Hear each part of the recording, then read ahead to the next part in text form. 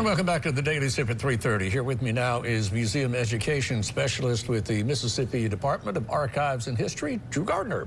He's going to fill us in on some free days coming up at the two Mississippi museums. Drew, good to have you here today. It's good to be here, Walt. Yeah, we've got, we have next week is the start of the fair. Yeah. And a big part of that is we know that so many Mississippians are making their way down to Jackson. They're coming to the fair, and we want to make sure that we have some opportunities for those folks who maybe not otherwise have made a chance to the fair. And so we'll kick off on Thursday, the opening day of the fair. We'll start off thanks to Hitachi Energy. They're going to help make sure that the museums are free all day that day. And then we'll close out that final weekend thanks to Nancy and Ray Nielsen, as well as City of Jackson Mayor John Horn and their team over there are sponsoring these days to make sure that anybody around the state, as they're making their way in to Jackson, to come and enjoy some fried chicken on a stick or whatever they're going to get across the street from us, that they come and get some AC with us come explore Mississippi's many stories. Yes, because there is nothing air conditioned on the fairgrounds itself. That's right, and you're just like catty cornered up. You're right there. It's I'll tell you a secret actually for those that are listening, that if you come and visit us and you park on Jefferson Street in our visitor garage, come see the museums first, and then walk over. Yeah. Get a little easier parking spot as you make it, and you get to double dip on both and knock out both the fair and the same day. Yeah, there you go.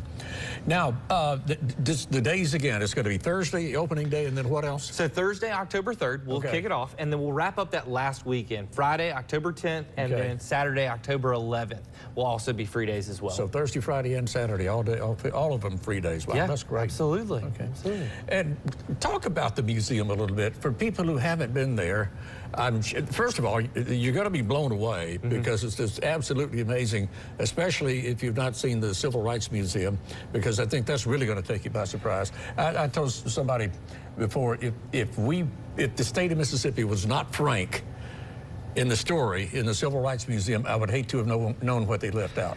It is really an incredible place. To know that Mississippi celebrated its bicentennial with the creation of these two spaces, to have the Museum of Mississippi History, for it to finally kind of have a home again after leaving the old Capitol after Katrina. I mean, we're 20 years since really it kind of left the old Capitol and this project began. And then the continuation of being able to tell the story of the Mississippi Civil Rights Museum and that space, to have these two museums. Obviously, the History Museum covers 15,000 years, but these two museums talk to each other. You don't have two different stories. You have an incredible continuation as we look at this story and we look at Mississippi's, as we look at its challenging history, but it's rich, it's powerful, it's instructive history. It's a great space. As a matter of fact, we've had about 100 teachers that have been on our campus all day today as they have been coming and engaging with professional development and getting to use what Governor Winter called the state's largest classroom.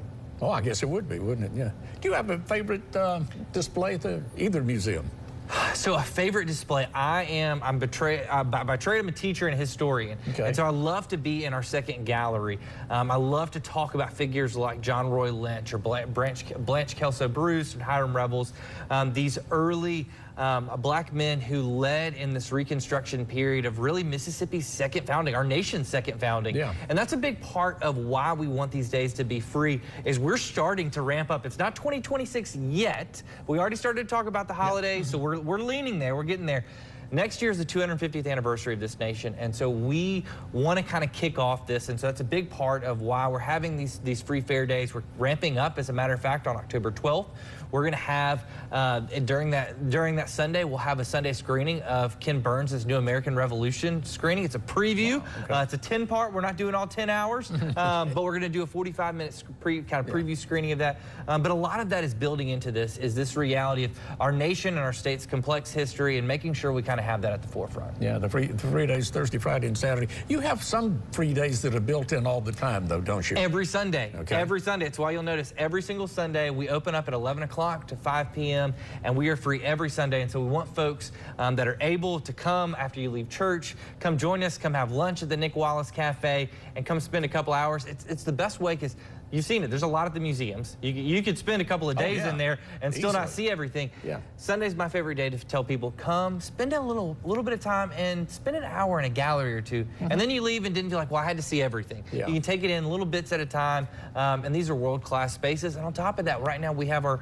temporary exhibit that closes at the beginning of November on Hurricane Katrina, Mississippi Remembers.